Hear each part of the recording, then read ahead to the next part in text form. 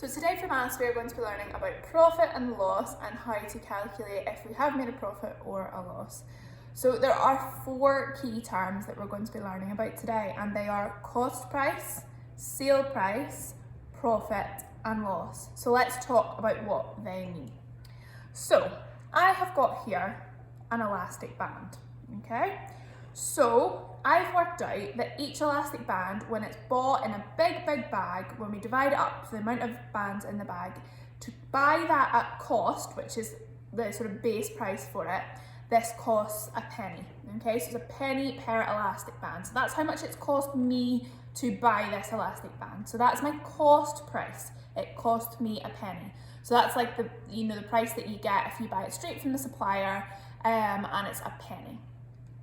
Now, if I then decided I'm going to sell this elastic band for 10 pence, that would be my selling price. So it cost me a penny, but I am selling it for 10 pence, okay? So if I paid a penny, but and gave my penny away to pay for it, and then somebody gave me 10 pence, I would get my penny back plus 9 pence extra. And what that would be called is a profit. So I made a profit of 9 pence on my elastic band. And the way I calculated that is I say the selling price, take away the cost price, and that tells me how much money I made on that. Okay, so that's what our profit is. So businesses have to make a profit to survive. So say, for example, the corner shop bought a big crate of baked beans, and they worked out that each can cost them 20 pence. If they then sold them for 20 pence, they wouldn't be making any profit. They would just be selling them on for the same price, which isn't how a shop works. But say they sold them for 50 pence, can you calculate what the profit would be if they paid 20 pence per can and sold them for 50 pence per can? So the profit there would be 30 pence, because you do 50, which is the cost price, or the selling price, take away the cost price of 20 pence, which would give you a 30 pence profit. However, people don't always make profit when they sell something. Now, say for example, I decided to make a cake, okay? And I had to buy all my ingredients to make my cake. I needed my eggs, my flour, my sugar, my butter, I needed my icing, maybe some cream for the cake as well, some strawberries to go on top. And I said, right, I'm going to sell my cake for £5. So that's my sale price, or my selling price is £5. So I sell my cake and I get a fiver, and I'm like, great, I've got a fiver, I've made a fiver. But I haven't, because I need to work out how much I spent on the ingredients to make the cake. So I get my receipt out from Tesco's and I add up all my ingredients, and I work out that actually I spent £7.50 on all my ingredients.